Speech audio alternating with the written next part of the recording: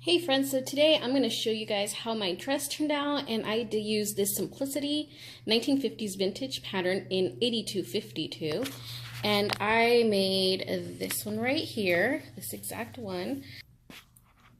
So here it is. I used this suiting fabric, and just ignore the part where this dress is a little bigger. I am significantly bustier than my dress form it actually is, but here is the front detail.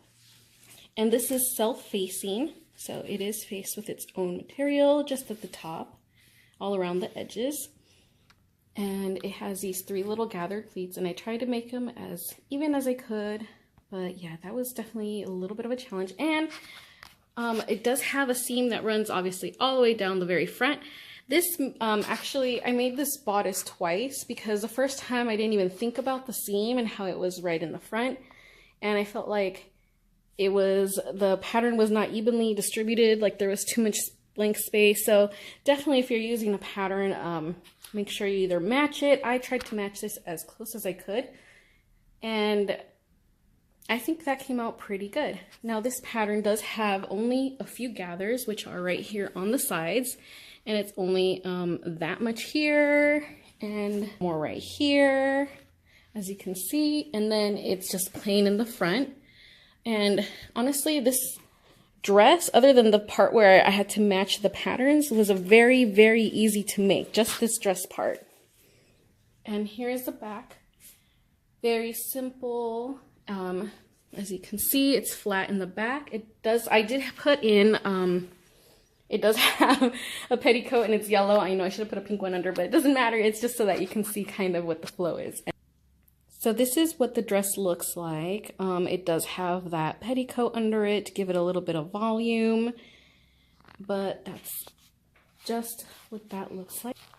So one more thing is I did not have an invisible zipper foot, so I just went ahead and put in a regular zipper. I know it's a really sore spot, but the running goat goes over it, so I just let it be. No one has to know, just keep your arms down. So here is the dress with the running goat over it. So honestly, the hardest part to make was actually the whole top of the running goat. The sleeves were worded a little weird, so it was hard to figure that one out. I did have to read it a couple of times. And then I did not think about just using the same material for the interfacing. So if you look closely, yeah, you can see it in there. And you know, eventually that probably is something that I will change. But for now, it's fine. I do have long hair, so I don't really worry about this being seen too much. But it does bother me that you can see the interfacing on there. Yeah, there it is. Look at all the dots. Yeah, I can tell. Anyone who sews will know. Other than that, I did use organza for it, which I actually love, love, love. I love that it gives it a little bit of a flow, which is what I wanted, since I actually did not wear this dress with a petticoat. And here's what the back of the running goat and the dress look like together.